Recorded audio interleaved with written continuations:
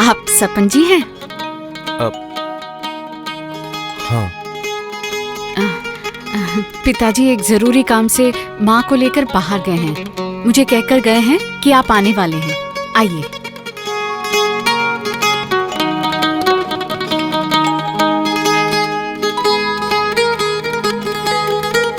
आइए, बैठिए।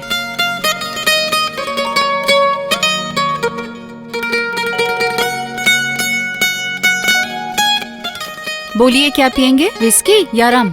नहीं, मतलब मैं तो ये सब। क्या आप ड्रिंक नहीं करते? अब नहीं करता हूँ, मतलब यही दोस्तों के साथ कभी कभी। मुझे दोस्त समझने में आपको कोई प्रॉब्लम हो रही है? नहीं, मतलब। क्या मतलब कर रहे हैं? मेरी आंखों में देखकर साफ साफ बताइए, मैं क्या आपकी दोस्त नहीं बन सकती? ये आप क्या कह रही हैं? ये तो मेरी खुशनसीबी है।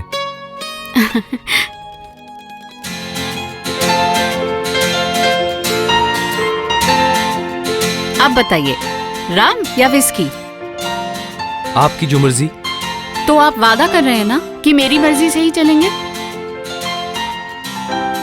मेरे मम्मी पापा विस्की पीते हैं, वो लोग आकर हमें ज्वाइन कर लेंगे, तो फिर विस्की लें, क्या कहते हैं? ठीक है।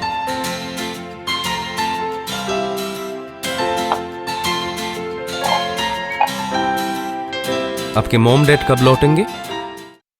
कब लौटेगा कुछ बता के नहीं गया। सपन अगर मन लगाकर नौकरी करता है तो बहुत आगे बढ़ेगा। कंपनी के मालिक जगदीश बाबू बहुत भले हैं।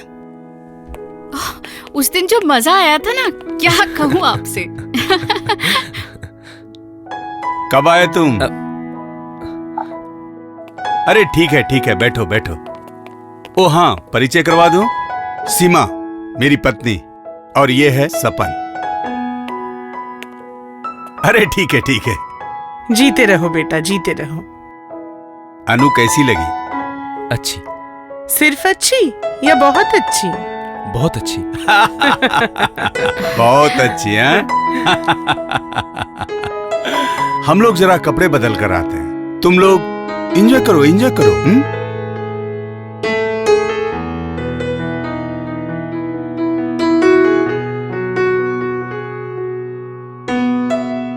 बहुत अच्छी क्या दिल से कहा या मम्मी डैडी को खुश करने के लिए? नहीं, तुम मुझे, मतलब आप मुझे बहुत पसंद आई है। तुम मतलब आप?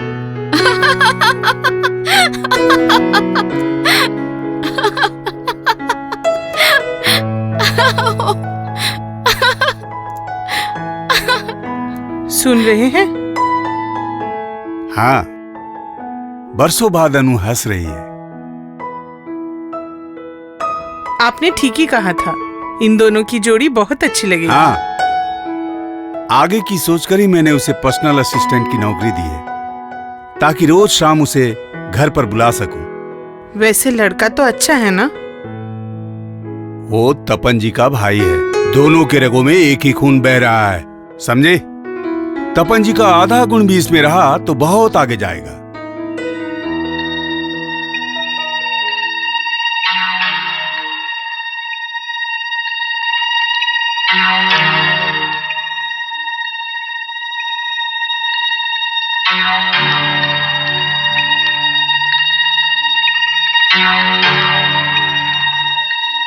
आप थोड़ा शांत होके बैठिए ना, देवर जी वक्त पे आ जाएंगे।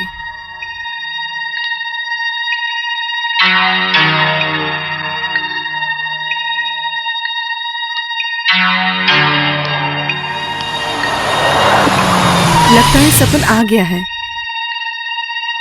11:15 बज गए। इतनी देर तक क्या कर रहा था? आप प्लीज उसे डांटना मत।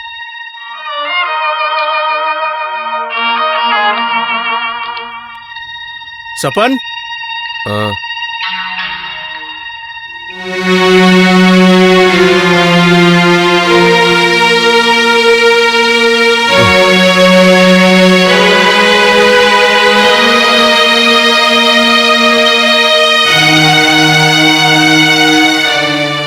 तूने शराब पी है?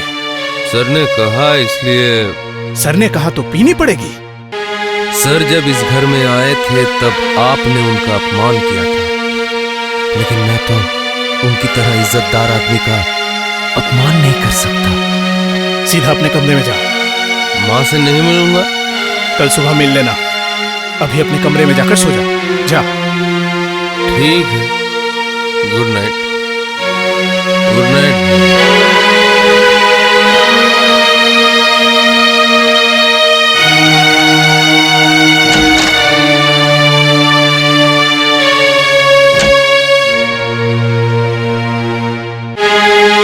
अब जगदीश बाबू को कुछ मत कहिएगा।